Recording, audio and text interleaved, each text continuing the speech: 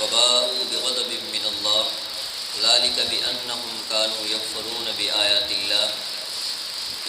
بآيات الله ويقتلون النبيين بغير الحق ذلك بما عصوا وكانوا يعتدون. وضربت مل گئے ان کو دکھا دیں گے.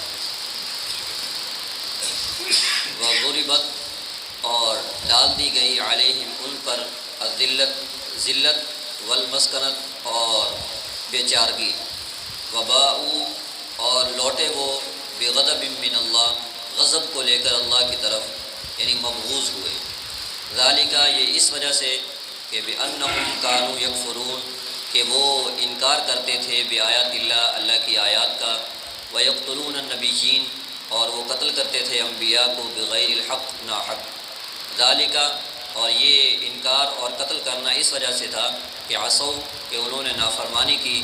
وکانوا یعتدون اور وہ حد سے تجاوز کرتے تھے. تو یہودیوں کا بیان چل رہا ہے بنی اسرائیل کا کہ ان کی پیچھے آیت میں اللہ تعالیٰ کے ان پر انعامات ہوئے اور جو ہے ان کی جو بدبختی انہوں نے موسیٰ علیہ السلام جو تورات لے کر آئے اس کا مذاق اڑایا اس کو جھٹلایا اور جو اللہ تعالیٰ نے حکم دیا تھا کہ تم نے فلاں علاقے میں جا کر جو ہے جہاد کرنا ہے اللہ اس کو فتح دیں گے تو اس کا بھی انہوں نے انکار کر دیا. اور پھر اللہ تعالیٰ کی طرف سے ان پر انعامات ہوئے اور ان پر کھانے اترتے رہے تو پھر انہوں نے اس کا بھی جو ہے وہ ناشکری کی. تو اس پر فرمایا کہ وضربت علیہم الذلۃ والمسکنہ کہ اللہ تعالیٰ نے ان یہود پر بنی اسرائیلیوں پر ذلت اور مسکنت ڈال دی. ذلت کے معنی ذلیل ہونے کے اور مسکنت کے معنی بے چارگی عجز کے ہیں. یعنی ذلت وہ ذلیل ہوئے دوسروں کی نگاہوں میں بھی ذلیل ہوئے اور مسکنت بے چارگی اور عجز ان پر مسلط کر دیا گیا. یعنی جو ہے وہ اپنی نگاہ کے اندر بھی ذلیل ہوئے خود بھی ذلیل ہوئے اپنے آپ میں بھی ذلیل ہوئے اور دوسرے لوگوں کے ہاں بھی جو ہے وہ ذلیل و خوار ہوئے. وباءوا بغضب من اللہ اور وہ اللہ کے غضب کو لے کر لوٹے اور اللہ کی ناراضگی کو لے کر لوٹے جس کو سورۃ فاتحہ کے اندر کہا گیا کہ غیر المغضوب علیہم کہ ہمیں ان لوگوں کے راستے سے بچا جن پر تیرا غضب ہوا. تو اس سے مراد یہود ہیں کہ یہودیوں پر اللہ تعالیٰ کا غضب نازل ہوا اللہ تعالیٰ کا قہر نازل ہوا اور ہمیشہ کے لیے جو ہے اللہ تعالیٰ نے قیامت تک کے لیے جو ہے ان پر ذلت اور مسکنت ڈال دی ہے. ذالک بأنہم کانوا یکفرون تو یہ ان کا انجام بد کیوں ہوا؟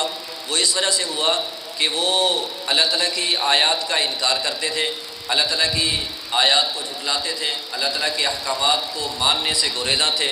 وَيَقْتُلُونَ النَّبِيِّينَ بِغَيْرِ الْحَقِّ اور انبیاء کو قتل کرتے تھے. یہودیوں نے بہت سارے جو ہے انبیاء کو قتل کیا. ایک دن میں روایت کے اندر آتا ہے کئی جو ہے 1000 انبیاء کو بھی انہوں نے قتل کیا. تو یہاں بغیر الحق ناحق قتل کرتے تھے حالانکہ نبی کا قتل ہوتا ہی ناحق ہے. یعنی یہ قید اس وجہ سے لگائی کہ ان کو وہ خود بھی یہ سمجھتے تھے کہ ہم نبی کو ناحق قتل کر رہے ہیں لیکن اس کے باوجود جو ہے وہ انبیاء کو انہوں نے قتل کیا. تو یہ اللہ تعالیٰ کی آیات کا انکار اور انبیاء کا قتل یہ گناہ ان سے کیوں ہوئے؟ ذالک بما عصوا وکانوا اس لیے کہ وہ اللہ تعالیٰ کی نافرمانی کرتے تھے.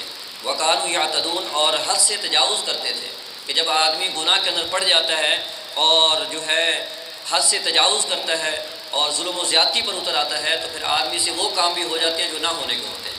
حالانکہ انبیاء کا قتل کرنا یہ کوئی معمولی گناہ نہیں ہے بہت بڑا گناہ ہے کہ کسی عام مسلمان کو قتل کرنا بھی بغیر کسی سبب کے جائز نہیں ہے. کہ 3 وجوہات کی وجہ سے کسی مسلمان کا قتل جائز ہوتا ہے.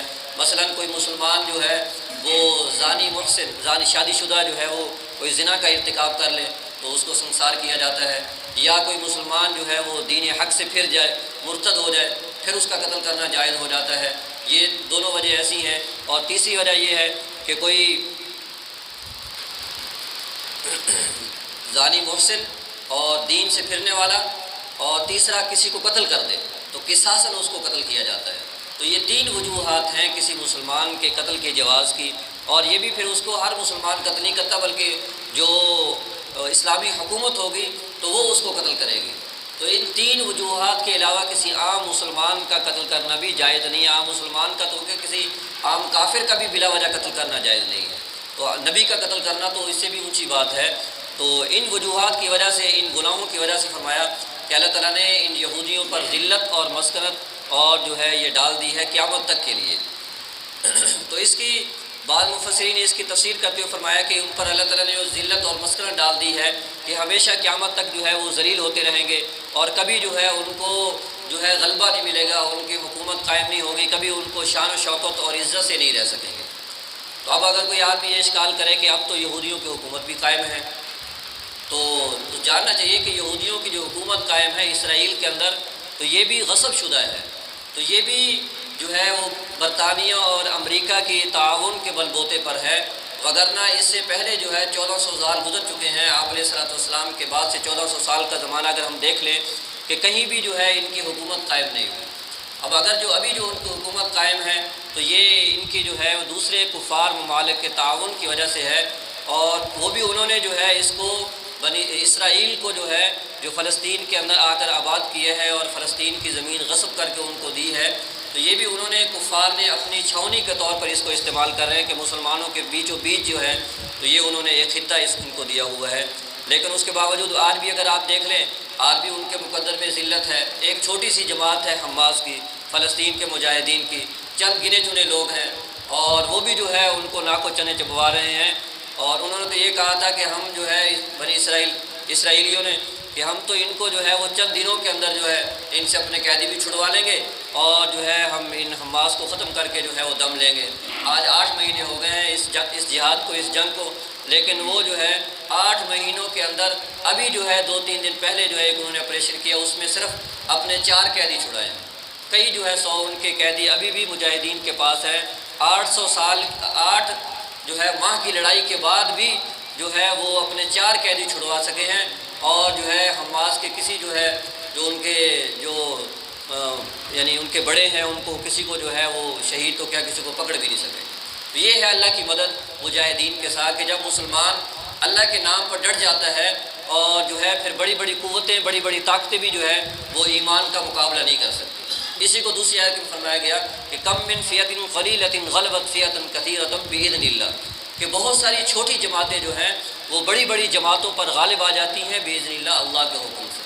اب تو ان کے ساتھ جو ہے وہ پورا کفار کا لاؤ لشکر بھی ہے، اور جو امریکہ ہے وہ بھی ان کی پشت پر کھڑا ہے، وہ بھی ان کو اسلحہ بھی فراہم کر رہا ہے، اور فوجی بھی ان کو فراہم کر رہا ہے، اور ادھر سے مسلمان ہیں کہ جو ہے وہ اپنے مجاہدین کا ساتھ دینے کے لیے تیار نہیں ہے۔ مسلمان اتنے جو ہے جن پر اللہ نے ذلت مسلط کی ہوئی ہے تو وہ تو مسلمانوں کو مار رہے ہیں، اور جن کو فتح ملنی تھی اور جن کے ساتھ اللہ کی تائید اور مدد اور نصرت ہے تو مسلمان ان کے ساتھ ملنے کے لیے تیار نہیں ہے۔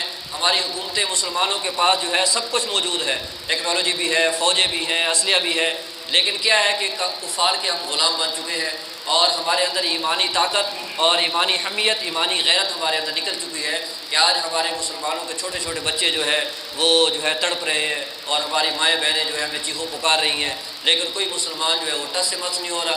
بس کیا ہے، میرا گھر چل رہا ہے اور مجھے کھانے کو مل رہا ہے، اور ہمارا وطن جو ہے وہ محفوظ ہے، ہمیں کیا ضرورت ہے۔ تو یہ کفار نے آج نہیں 200 سال سے پہلے یہ میرا شروع کی ہے، مسلمانوں کو چھوٹے چھوٹے ٹکڑوں میں انہوں نے بانٹ دیا۔ پہلے ہوتی تھی ہماری خلافت کا مطلب یہ ہے کہ مسلمانوں کی ایک ہی حکومت ہوگی، پوری دنیا کے خطے پر مسلمانوں کی ایک ہی حکومت ہوگی، مسلمان متحد ہوں گے تو جس سے جو ہے کسی کافر کو آنکھ اٹھانے کی جرت نہیں ہوتی تھی۔ تو 1924 کے اندر سب سے پہلے انہوں نے جو ہے خلافت کو ختم کیا، پھر مسلمانوں کو چھوٹے چھوٹے جو ہے نا ملکوں کے اندر بانٹ دیا، تو یہ جو ہے نا یہ عرب، یہ اردن ہے، یا امارات ہے، یہ جو ہے فلسطین ہے، اور یہ جو ہے افغانستان ہے، یہ پاکستان ہے، چھوٹے چھوٹے ملکوں کے اندر بانٹ دیا۔ تو لہذا ہم جو ہے ان چھوٹے چھوٹے ملکوں کے اندر اپنے اپنے ملک کے اندر ہر کوئی خوش ہے کہ بس ہمارے جو ہے روزگار لگا ہوا ہے، ہمیں کھانے کو مل رہا ہے، ہم محفوظ ہیں، تو لہذا ہمیں ان کی کیا مدد کیا ضرورت ہے۔ حالانکہ اللہ کے نبی صلی اللہ علیہ وسلم نے فرمایا کہ المؤمن کالمؤمن فی البنیان، کہ مومن جو ہے وہ مومن کا بھائی ہے۔ اگر ایک مسلمان کو دنیا کی کسی خطے میں بھی تکلیف ہوتی ہے تو وہ سب کے لیے تکلیف کا باعث ہونی چاہیے۔ تو جب تک کوئی مسلمان کسی جو ہے غیر مسلم کی قید کے اندر ہے، تمام مسلمانوں پر یہ فریضہ عائد ہوتا ہے کہ وہ اس کو چھڑوائیں۔ اگر اس کو نہیں چھڑواتے، اس کی تائید اور مدد نہیں کرتے تو سارے کے سارے مسلمان گناہ گار ہیں۔ تو آج یہ جو خون ہو رہا ہے مسلمانوں کا، تو اس میں میں بھی گناہ گار ہوں، آپ بھی گناہ گار ہیں، ہر مسلمان گناہ گار ہے جو ان کی مدد نہیں کر رہا۔ جتنی جو مسلمان ان کی مدد کر سکتا ہے، جس جو ہے نا حیث میں، جس شکل میں مدد کر سکتا ہے، وہ نہیں کر رہا تو وہ گناہ گار ہے۔ کل قیامت کے دن اس سے بات پرس ہوگی۔ تو قرآن پاک کی آیت ہے وَمَا لَكُمْ لَا تُقَاتِلُونَ فِي سَبِيلِ اللَّهِ وَالْمُسْتَضْعَفِينَ مِنَ الرِّجَالِ وَالنِّسَاءِ کہ تم اللہ کے راستے میں کیوں جہاد نہیں کر رہے، تم ان جو ہے وہ کمزور مسلمانوں کے لیے کیوں نہیں نکل رہے، جو مسلمان جو ہے تڑپ رہے ہیں اور جو مسلمان جو ہے وہ مظلوم ہے، جو پکار رہے ہیں کہ ربنا اجعل لنا، کہ اے اللہ ہمارے لیے کوئی حمایتی، کوئی مددگار کو بھیج دے یا ہمیں اس مظلوم ظالموں کی بستی سے نکال دے، تو وہ تو دیکھ رہے ہیں اس کو۔ تو یہ آیت آج بالکل بعینی ان حالات پر چشمہ ہو رہی ہے اور ہر مسلمان جو ہے وہ گناہ گار ہو رہا ہے۔ تو اس لیے جو ہم کر سکتے ہیں، ہم اس اپنے مظلوم بھائیوں کے لیے دعا کر سکتے ہیں، ہم جو ہے کفار کی مصنوعات کا بائیکاٹ کر سکتے ہیں اور ہم جو ہے ان کے لیے ان کے حق میں آواز اٹھا سکتے ہیں، ہم جو ہے اپنے حکمران طبقے کو بیدار کر سکتے ہیں۔ تو جتنا ہم کر سکتے ہیں وہ ہم اس کے مکلف ہیں، کل قیامت کے دن ہم سے اس کی بات پوچھ ہوگی۔ اللہ تعالیٰ ہمیں یہ فریضہ جو ہے اچھی طرح نبھانے کی توفیق عطا فرمائے اور ہمارے جو ہے مجاہدین بھائیوں کی اپنے غیب کے خزانہ سے مدد نصرت فرمائے اور ہماری حکومتوں کو بھی شرم اور حیا عطا فرمائے۔